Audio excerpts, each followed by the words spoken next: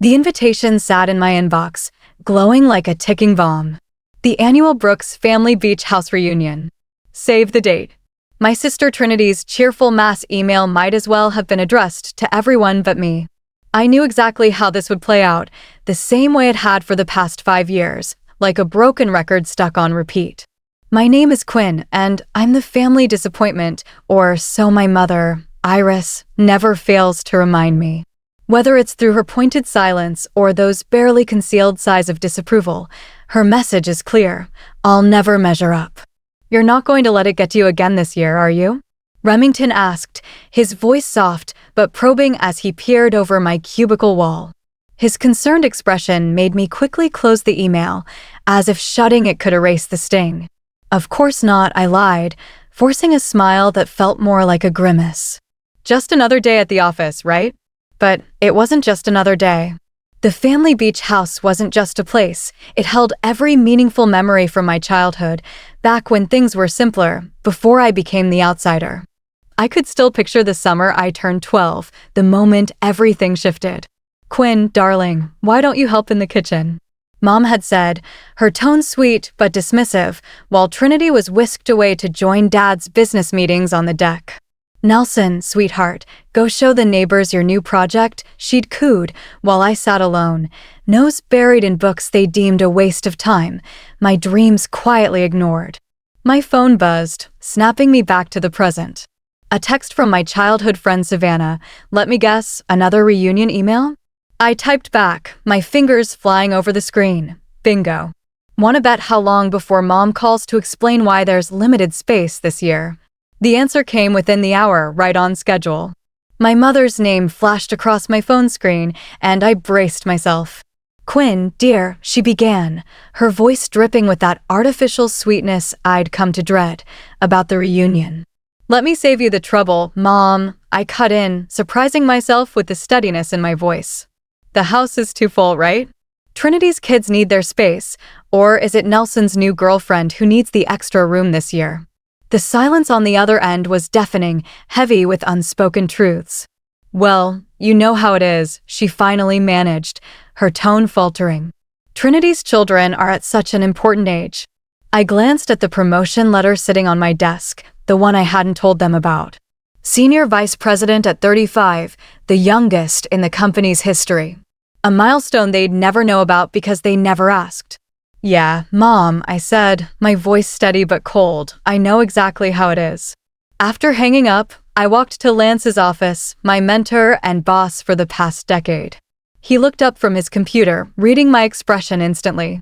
Family? He asked, gesturing to the chair across from him.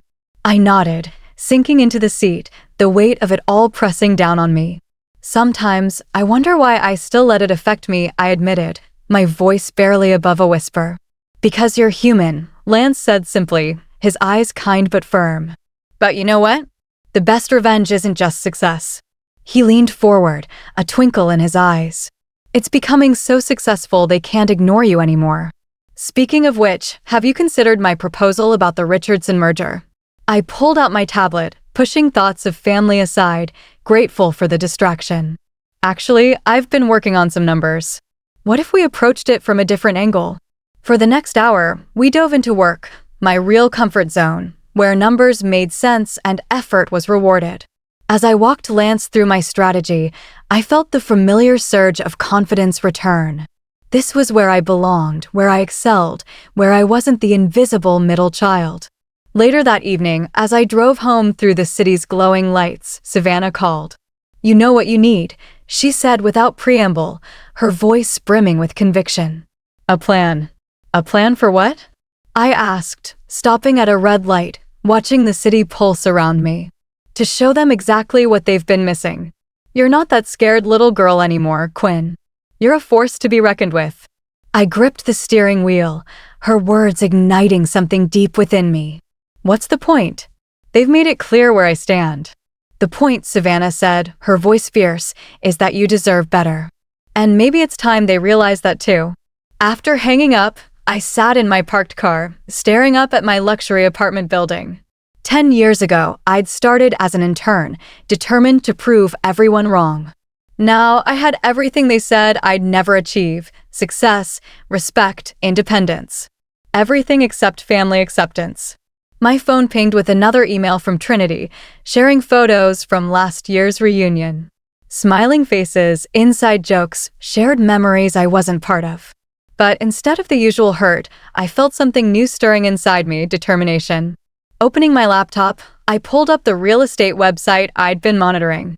The beach house's market value had plummeted in the recent economic downturn, the same beach house our parents could no longer afford to maintain. Time for a different kind of investment, I whispered to myself, clicking the contact agent button. Maybe Savannah was right. Maybe it was time for a plan, not for revenge, I told myself, but for justice, the kind that comes with compound interest. The Richardson merger isn't just about combining assets, I explained, standing before the board of directors, my voice steady and commanding. It's about redefining our market presence. My laser pointer highlighted key projections on the screen behind me, each number a testament to months of preparation.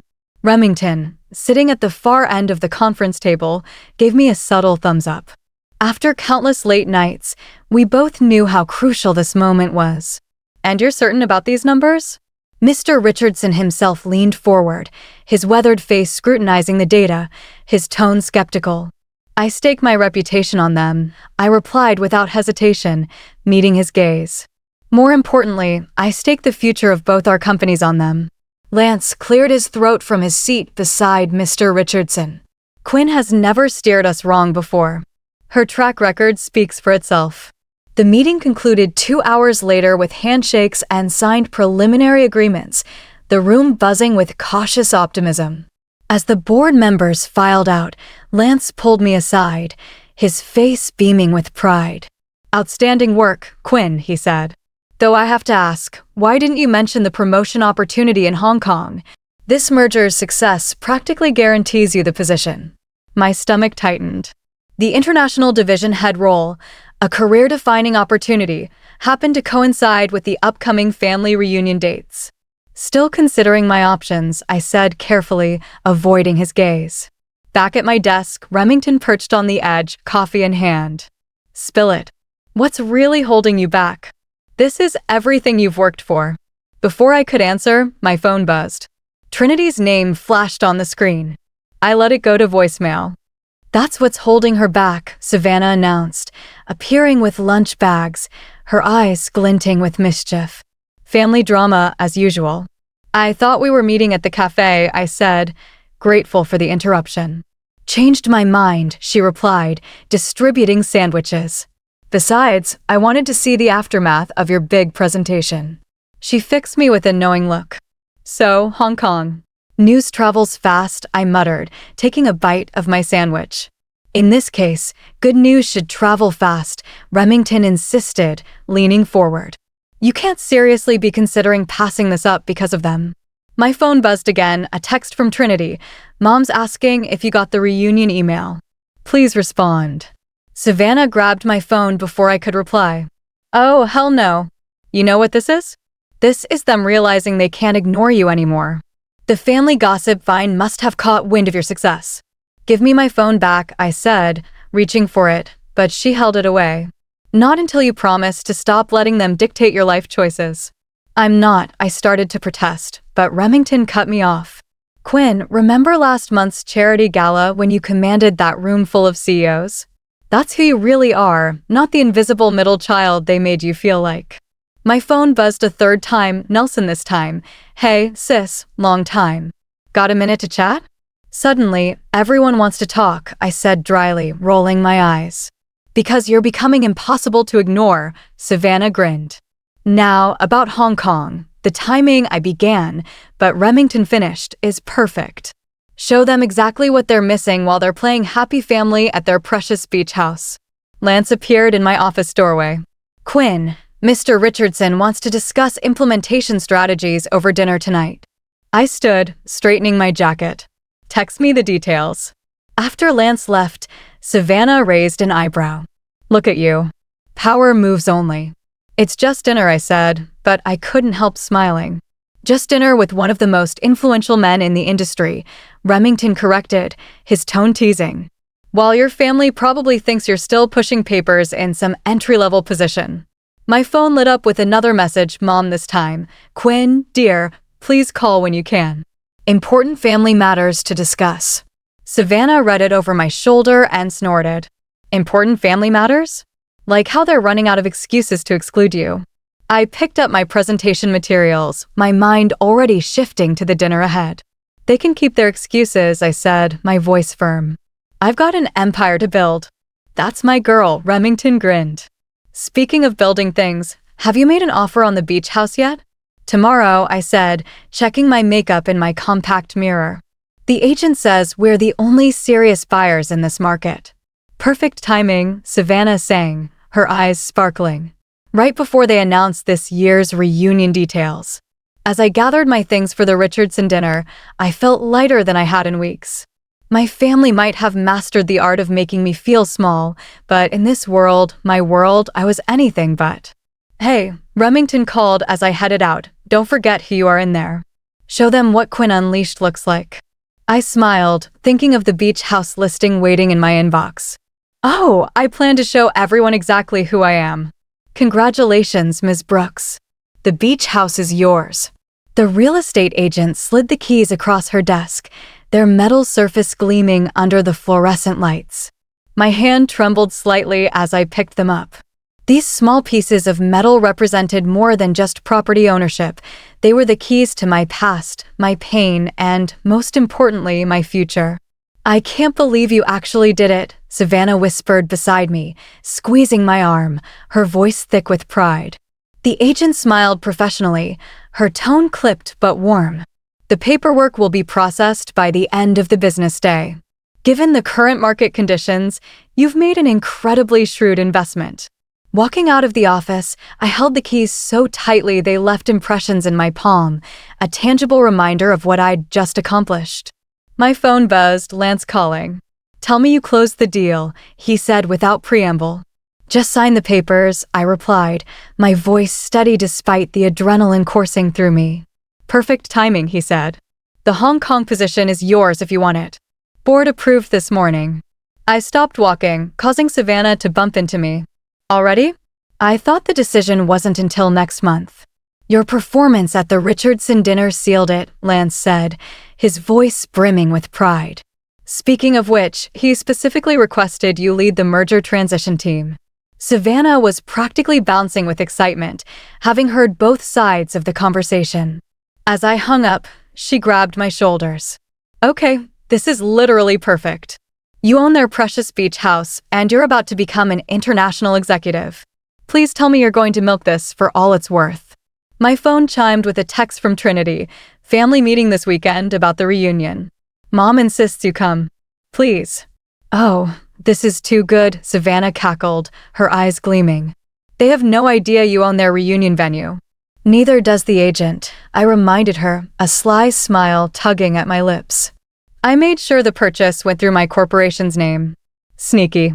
I love it, she said, linking her arm through mine as we walked to the car. Before I could answer, Remington called. Lance just told me the news, both pieces of news. You're going to accept Hong Kong, right? I haven't decided, I said, putting him on speaker as we drove. What's to decide? He pressed. It's perfect. You can run the merger from Asia, build your international profile, and let your family stew in their regrets. Speaking of stewing, Savannah chimed in, Quinn just got summoned to a family meeting about the reunion. No way, Remington laughed, his voice crackling through the speaker. Are you going? I turned onto the coastal road, heading toward the beach house, my beach house. Actually, yes. I think it's time for a visit. The familiar drive felt different now.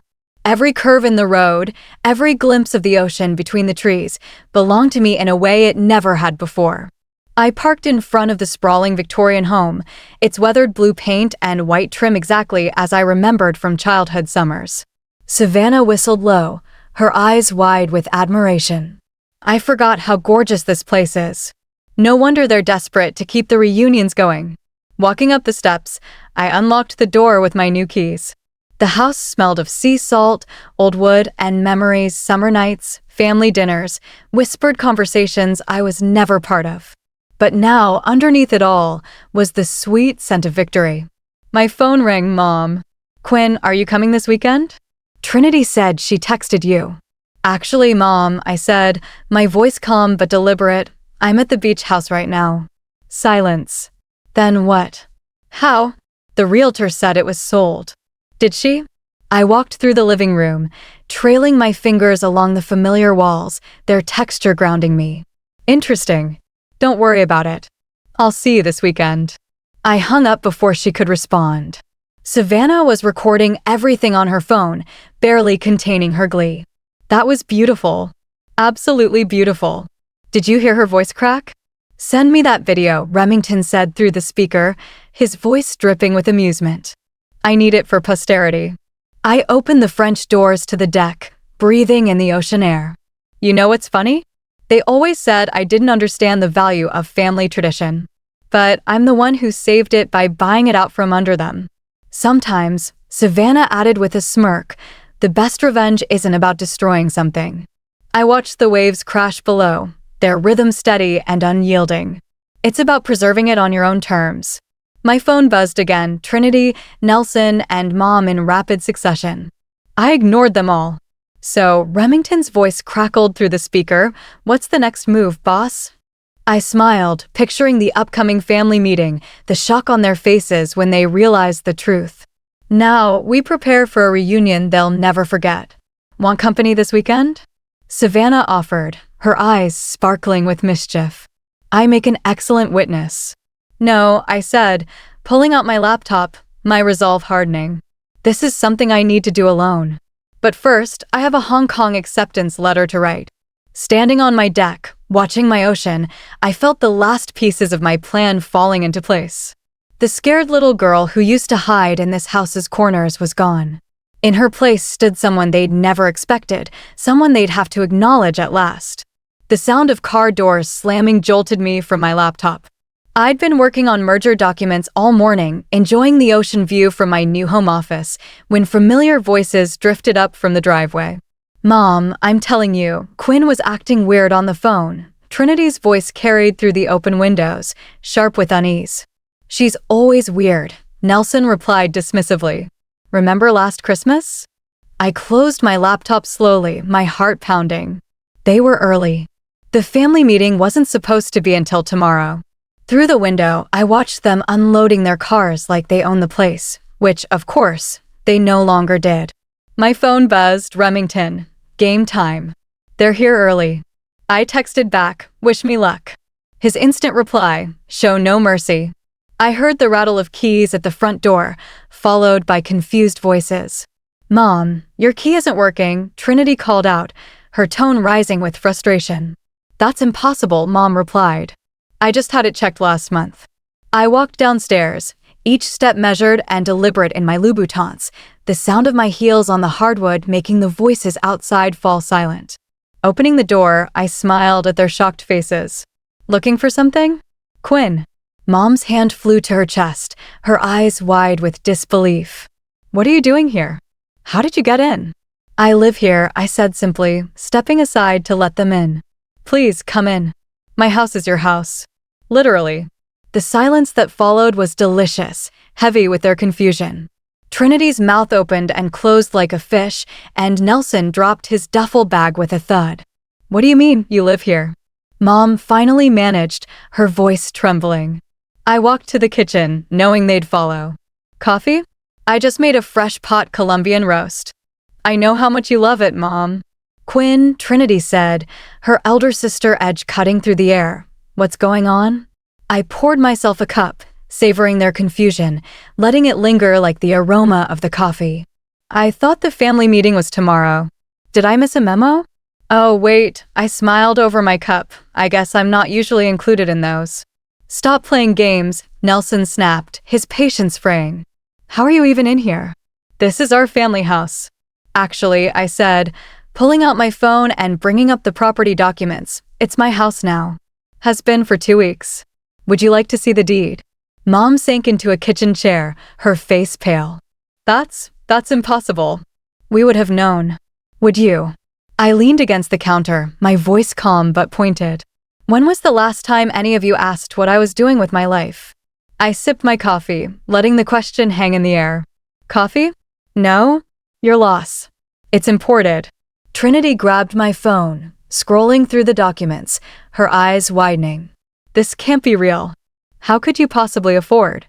The same way I afford my penthouse apartment, my vacation home in Aspen, and my car collection, I said casually, watching their expressions shift from confusion to shock.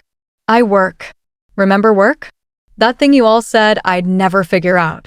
Nelson choked, his face reddening. You're what? A car door slammed outside, and Dad's voice boomed through the open door. Why is everyone standing around? Help me with these groceries. In here, Dad, I called out, my tone light but firm. Let me help you with those. He appeared in the doorway, bags in hand, and froze when he saw me. Quinn, what's going on? Family meeting came early, I said, taking the bags from him and unpacking them efficiently. Though I should point out, next time you might want to check with me before buying groceries for my house. Your house? He looked at Mom, who was still sitting in shocked silence, her hands clasped tightly in her lap. Perhaps we should all sit down, I suggested, gesturing to the dining room. I believe we have some catching up to do. They followed me like dazed sheep, settling around the table where we'd had countless family meals I was often excluded from, relegated to the kitchen to help with dishes while Trinity and Nelson were celebrated. I settled at the head of the table, Dad's old spot, and folded my hands. So, about this year's reunion. You can't just buy our family home, Trinity burst out, her voice trembling with indignation. This is our tradition. Funny thing about traditions, I said, examining my manicure, my tone deceptively calm. They're only as strong as the people maintaining them. When the bank called about foreclosure proceedings, where was your tradition then? Mom's head snapped up, her eyes wide. How did you know about that? I know everything, Mom, I said, my voice steady but sharp. I know about the missed payments, the second mortgage, the tax liens. I know because, unlike some people, I do my research before making investment decisions. My phone buzzed Savannah. Need backup? I texted back, all good. Operation Karma in progress. Looking up at my family's stunned faces, I smiled. Now, about those reunion plans. I was thinking we might need to make some changes this year. After all, I gestured to the ocean view through the windows, new house, new rules. The look of dawning comprehension on their faces was better than any merger deal I'd ever closed. And we were just getting started.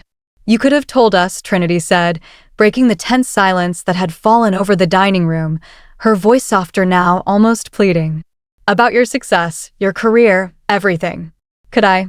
I raised an eyebrow, my tone cool but measured. When? Between being uninvited to family gatherings or during those holiday calls that never came. Dad cleared his throat, shifting uncomfortably in his seat. Now, Quinn, that's not entirely fair. Fair? I laughed, the sound sharp enough to make Mom flinch. Let's talk about fair. Remember my college graduation, when you all skipped it because Nelson had a soccer game? That was different, Mom protested weakly. Nelson was up for a scholarship. Which he didn't get, I finished, my voice cutting through her excuse. Meanwhile, I was accepting my MBA with honors. Not that any of you knew, since you never asked. My phone buzzed Lance. Hong Kong announcement goes public tomorrow. Want me to delay? I texted back. Perfect timing. Proceed as planned. Nelson leaned forward, his face a mix of frustration and curiosity. So, what now? You're going to hold this over our heads, make us beg to use our own family house. Your family house? I stood, walking to the renovated kitchen, my heels clicking with purpose. Come see what your family house looked like when I bought it. I opened a folder on the counter, spreading out before and after photos. Rotting deck boards, a leaking roof, outdated wiring that was one storm away from burning this place down. $60,000 in repairs just to make it livable. Another $100,000 in renovations. Trinity picked up a photo, her face paling. We didn't know it was this bad. Because none of you bothered to check, I said, my voice steady but laced with years of pent-up frustration. You just assumed everything would magically take care of itself. Like you assumed I'd never amount to anything. Dad stood up suddenly, his face flushed. That's enough. We may have made mistakes, but you're still our daughter. Am I? I turned to face him, my eyes burning with the weight of 20 years of neglect. Because from where I'm standing, I've been your afterthought for 2 decades. My phone lit up with a news alert. The Hong Kong announcement had leaked early. Mom's phone buzzed seconds later, her eyes widening as she read. Vice President of International Operations, she whispered, her voice trembling. Quinn, you're moving to Hong Kong? Among other things, I said, pouring myself more coffee, my smile tight but triumphant. The merger I just closed is worth more than this house and everything in it. Trinity grabbed Mom's phone, reading aloud, her voice shaking, youngest executive in company history. Revolutionary merger strategy projected to triple market share. Impossible, Nelson muttered, his face a mix of disbelief and envy. You're just Quinn. Just Quinn, I repeated softly, the words dripping with irony. Funny how that works, isn't it? The daughter you never believed in now owns your precious beach house and runs a global division. Dad sank back into his chair, his shoulders slumping. Why didn't you tell us? I did, I said, my voice quiet but firm. Every time I tried to talk about work, you changed the subject to Trinity's kids or Nelson's latest venture. Every achievement, every promotion, met with polite disinterest. My phone buzzed again, Remington. Stocks up 12% on the Hong Kong news. You're trending on LinkedIn. Mom was still staring at her phone, her face pale. These numbers, Quinn, these are more money than you can imagine. Yes, they are, I supplied, my tone matter of fact. And that's just the beginning. So, what happens now? Trinity asked quietly, her voice barely above a whisper. With the reunion, with everything? I walked to the windows, looking out at the ocean I now owned, its waves a reminder of my power. Now, we do things differently. The reunion will happen, but under new management. Meaning? Nelson challenged, his jaw tight. Meaning, I turned back to them, my voice steady. I've already booked the top floor of the Four Seasons for everyone. The beach house, I paused, letting the words sink in, needs some private time with its new owner. You're kicking us out? Mom's voice cracked, her eyes wide with disbelief. No, Mom, I said, my tone calm but unyielding. I'm showing you what it feels like to be excluded. The difference is, I'm doing it with 5-star accommodations and an ocean view. Dad stood again, this time more slowly, his face etched with regret. We deserved that. All of it. But, Quinn, are you sure this is what you want? What I want? I looked at each of them in turn, my voice steady but laced with pain. What I want is 20 years of missed birthdays and ignored accomplishments. What I want is an explanation for why I was never good enough. But since I can't have those things, I pulled out a stack of hotel reservations, sliding them across the table. I'll settle for watching you all realize exactly what you missed out on. Trinity picked up a reservation, gasping at the sweet description. This must have cost less than an hour of my new salary. I cut her off, my voice sharp but controlled. Consider it a parting gift before Hong Kong. How long? Mom asked, her voice small, almost fragile. How long will you be gone? I smiled, thinking of all the family events I'd missed over the years. Long enough for you to understand what absence feels like. Now, shall we discuss those new reunion roles? The silence that followed was heavy with 2 decades of regret, none of it mine. The Four Seasons lobby buzzed with activity as my family checked into their suites, their faces a mix of awe and discomfort. I stood back, watching Trinity's kids race around the marble columns, their laughter echoing through the opulent space, while Nelson awkwardly tried to impress the concierge with small talk. Your car is ready, Miss Quinn, the valet approached, his tone deferential, bowing slightly. Mom's head snapped around at his tone, her eyes widening as she took in my Bentley waiting outside, its sleek black surface gleaming under the hotel lights. Quinn, she called out, hurrying over, her steps hesitant but urgent. We need to talk. Properly talk. Actually, I have a meeting, I said, checking my watch, my tone clipped but polite. The merger doesn't pause for family drama. Please, she touched my arm, the first physical contact we'd had in years, her fingers trembling. Just coffee. 20 minutes. I studied her face, noting the new wrinkles around her eyes. the weight of regret in her expression. "Fine," I said, relenting. The rooftop lounge. 15 minutes. Upstairs, Mom fidgeted with her coffee cup while I answered urgent emails about Hong Kong, my fingers flying over my phone. Finally, she spoke, her voice soft but earnest. "I didn't know you were so accomplished." "Clearly," I said, setting my phone down, my tone cool but not cruel. "Though you never asked." "We thought." She paused, searching for words, her hands trembling slightly.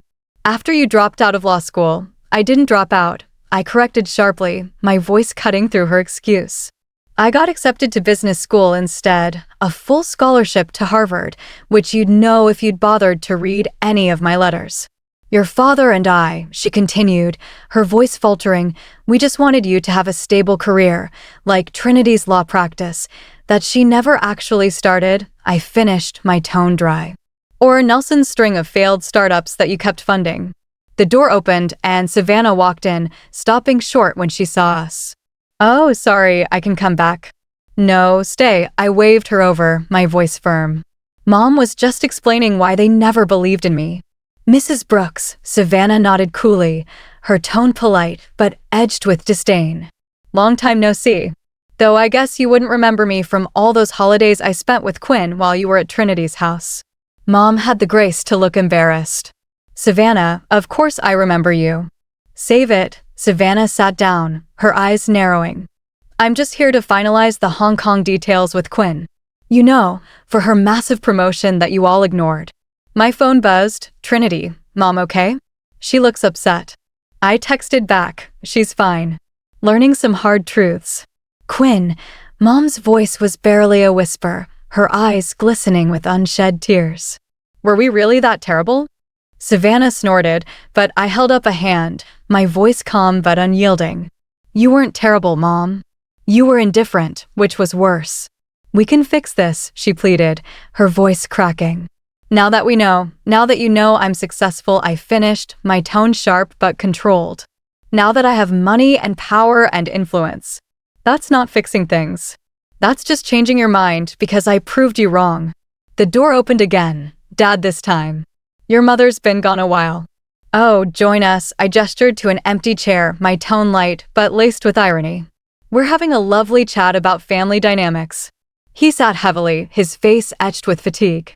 "Quinn, about the beach house. Already done." I cut him off, my voice firm.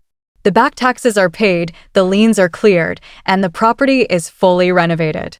"You're welcome." "That's not," he started, but I smiled tightly, cutting him off again.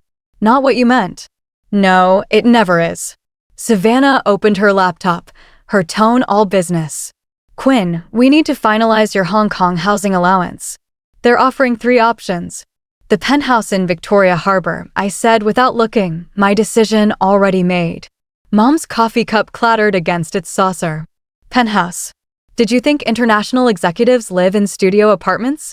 Savannah asked sweetly, her eyes glinting with amusement. My phone lit up with another text, "Nelson, family dinner tonight." My treat. I replied, "Can't." "Board dinner at Le Bernardin." "Quinn." Dad leaned forward, his voice heavy with regret. "We know we messed up, but pushing us away now, buying the beach house, moving to Hong Kong, is this really the answer?" I stood, smoothing my skirt, my voice calm but resolute. "The beach house isn't about pushing you away. It's about taking control of something you never thought I deserved." As for Hong Kong, I smiled. "That's just good business." "When will we see you?" Mom's voice cracked, her eyes glistening. "I'll be back for holidays," I said, gathering my things. "Maybe, if I'm not too busy running my division." Savannah stood with me, her face triumphant. "Don't worry, Mrs. Brooks," she said, her tone dripping with sarcasm. "I'm sure Trinity will keep you updated on all the family news. She always has before." As we walked out, I heard Mom start to cry. Part of me wanted to turn back, to comfort her like I always had, but that part was getting smaller every day.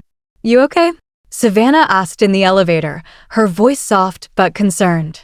I checked my reflection in the mirrored walls, adjusting my designer blazer, my posture confident.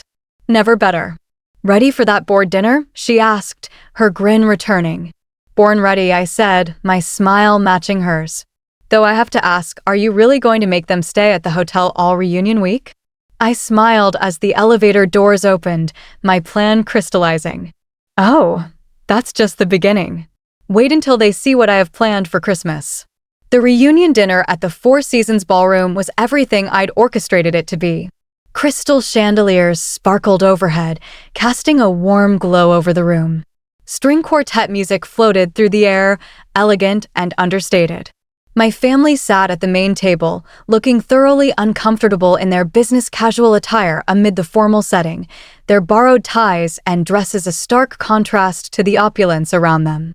Is all this really necessary? Nelson tugged at his tie, his voice low but frustrated. The concierge had supplied emergency formal wear when I'd forgotten to mention the dress code. You mean the 5-star catering, the premium open bar, the private balcony overlooking the ocean? I sipped my champagne, my tone light but pointed. Consider it making up for all those reunions I missed. Trinity's husband whistled as servers presented the appetizers, their plates gleaming with precision. This caviar, is it real beluga?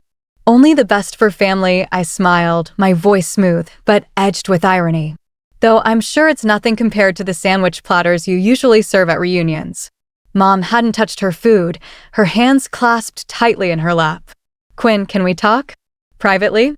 I led her to the balcony, where the ocean breeze carried the scent of salt and money, the waves a steady reminder of my triumph. Behind us, I could hear Trinity's kids exclaiming over the chocolate fountain, their voices bright with wonder. This is cruel, Mom said quietly, her voice trembling. Cruel. I turned to face her, my tone calm but unyielding. Treating my family to luxury is cruel? You know what I mean, she said, her eyes glistening. Flaunting your success like this. The way you flaunted Trinity's law school graduation or Nelson's engagement party? I leaned against the railing, my voice steady but sharp. The parties I wasn't invited to? We were wrong, she whispered, her voice breaking. Is that what you want to hear? What I want, I said carefully, my eyes locked on hers, is for you to understand exactly what you missed out on. Every promotion, every achievement, every milestone you ignored, it all led to this. To me becoming someone who can book an entire hotel floor without blinking. The balcony door opened and Lance appeared, his presence commanding but warm. Quinn, he nodded, then turned to Mom. Mrs. Brooks, I'm Lance Whitfield. I've been mentoring your daughter for the past decade. Mom's eyes widened, recognition dawning. You're her boss? The one from the news. Actually, Lance smiled, his tone proud. As of next month, Quinn will be my equal in the corporate hierarchy, possibly even my superior, given her trajectory. I watched Mom process this information, the reality of my success finally sinking in. The Hong Kong position, she said slowly, her voice barely audible. It's really that significant? I laughed, the sound light but triumphant. Mom, I'll be running operations for half of Asia. My signing bonus alone could buy the beach house twice over. Lance checked his watch, his tone all business. Speaking of which, the Tokyo office is waiting for our call. Shall we? Of course, I said, turning to Mom. Enjoy the rest of dinner. The dessert course includes gold leaf. Try not to think about the cost. As we walked away, Lance muttered, brutal. I love it. Back in the ballroom, Remington had arrived with a surprise, copies of tomorrow's Wall Street Journal, featuring my face on the business section. Hot off the press, he announced, distributing them to my shocked family members. Thought you might want a souvenir of your daughter's success. Dad picked up a copy with trembling hands, reading aloud in a shaking voice, Global Market Leadership, Revolutionary Approach to International Commerce. Don't strain yourself, Dad, I called out, my tone teasing but pointed. The numbers might be a bit overwhelming for a small-town insurance agent. Trinity was reading aloud to her husband, her voice unsteady, youngest executive to lead Asian operations, projected to increase market share by 300% within 5 years. Quinn, Nelson stood up suddenly, his face flushed. Can I talk to you about a business opportunity? Sorry, little brother, I checked my phone, my tone light but firm. My investment portfolio is fully managed, but I hear there are some great entry-level positions at my company. The string quartet began playing again as servers brought out the main course, Wagyu beef with truffle sauce, its aroma rich and decadent. I watched my family try to maintain their composure amid the luxury they'd never imagined their forgotten daughter could provide. "Your car is ready for the Tokyo call." The concierge appeared at my elbow, his tone discreet but professional. "Thank you, James," I said, handing him a $100 bill. "Make sure my family gets anything they need." "Of course, Miss Quinn."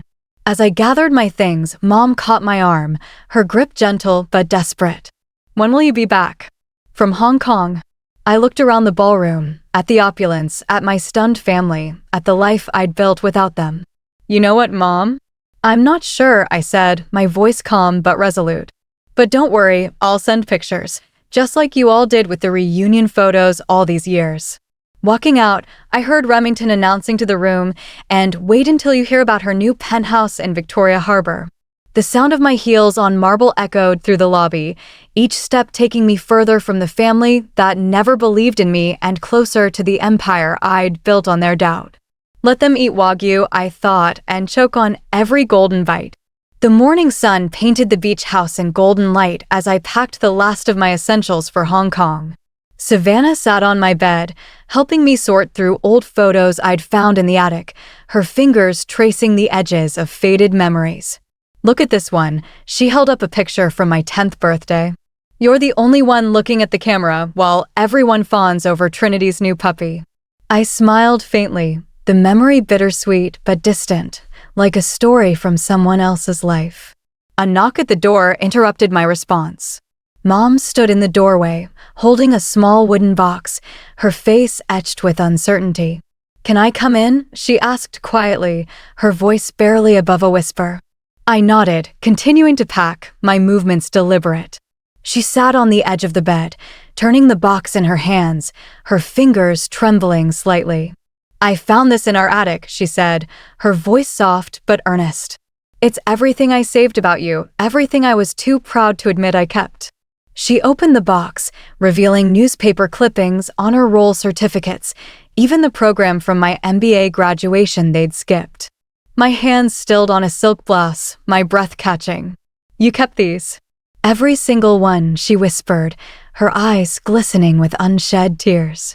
I told myself I was being practical, not encouraging pipe dreams. But really, I was scared. Scared you'd succeed where I failed, that you'd break free from the small-town life I settled for. She pulled out a business magazine from last year, one with my name in a 30 under 40 feature, her fingers tracing my name. "And you did." Savannah stood quietly, her presence a steady anchor. "I'll give you 2 minutes," she said, starting to leave. "No," I caught her arm, my voice firm. "Stay. You're more family than most of them have been." My phone buzzed, Trinity, at the beach. "Can we talk?" I texted back, "Send her up." Minutes later, Trinity appeared, looking uncertain in the doorway, her eyes red-rimmed. "Nelson's here too. And Dad. We wanted to see you before you left." They filed in, creating a cramped audience in my bedroom, their faces a mix of regret and hope. Nelson clutched a manila envelope, his knuckles white. "What's that?" I nodded toward it, my tone curious but guarded. "Investment proposals," he admitted, his voice slow. "But not for me for the beach house. We've all contributed, if you'll let us." I raised an eyebrow, my tone dry. "I don't need your money." "We know," Dad stepped forward, his voice heavy with emotion. "But we need to invest in something we should have invested in years ago. Our family." "Pretty words," I said, my voice steady but skeptical. "But actions speak louder." Trinity pulled out her phone, her hands trembling. "I've postponed my partnership acceptance, taking a sabbatical. Thought maybe I could visit you in Hong Kong, really get to know my sister. And I've enrolled in business courses," Nelson added, his voice earnest. "Online classes. Thought maybe you could mentor me, actually do it right this time." Mom opened her box again, pulling out one last item, a key. "We don't expect you to forgive us," she said, her voice breaking. "But maybe we can build something new, something better." I looked at the key, my heart tightening. "What's this for?" "The front door." She smiled sadly, her eyes glistening. "I kept it all these years, thinking it meant something. But you showed us what really matters isn't keys or houses or reunions. It's the people we choose to become. Savannah squeezed my hand as I took the key, its weight heavy with meaning. I'm still going to Hong Kong, I said firmly, my voice unwavering. We know, they replied in unison, their voices soft but resolute. And I'm still angry. You should be, Dad acknowledged, his face etched with regret. And this doesn't fix everything, Mom said softly, her eyes glistening. But maybe it's a start. I walked to the window, looking out at our ocean, my ocean. Behind me, I heard the rustle of Nelson's papers, Trinity's nervous breathing, Mom's box of hidden pride. The reunion, I said finally, my voice steady but resolute, will alternate between here and Hong Kong. And you'll all need passports. The tension broke. Trinity laughed through tears, Nelson dropped his envelope, and Dad had to sit down, his face a mix of relief and disbelief. Really? Mom's voice shook, her eyes wide with hope. Really, I said, turning back to them. But not because you've earned it. Because I choose it. There's a difference. Savannah grinned, her eyes sparkling with mischief. Does this mean I get to plan the Hong Kong reunion? Because I have ideas. You're all going to learn Mandarin, I continued, my tone half serious, half teasing. And proper business etiquette and how to navigate international markets. Whatever it takes, Nelson said, and for once, I believed him. My phone buzzed. Lance, car's here for the airport. That's my cue, I said, picking up my carry-on, my heart lighter than it had been in years. Quinn, Mom stood, her voice thick with emotion. Thank you. Not for the forgiveness we don't deserve, but for the chance we didn't earn. I looked at them all, my imperfect, struggling, finally trying family. Don't waste it, I said, my voice firm but not unkind. Walking down to the waiting car, I heard them following, their footsteps hesitant but steady. I saw their reflections in the polished black paint, not chasing me anymore, but walking with me. Different, but possible. Hong Kong won't know what hit it, Savannah declared, hugging me goodbye, her voice brimming with pride. I smiled, thinking of the view from my new office, the family learning to speak my language, the future expanding like the horizon before us. Neither will they, I said, sliding into the car. The beach house stood proud behind us, no longer a symbol of exclusion, but a bridge between who we were and who we might become. Not perfect, but possible. Please feel free to comment below if you liked this. Remember to like and subscribers for more.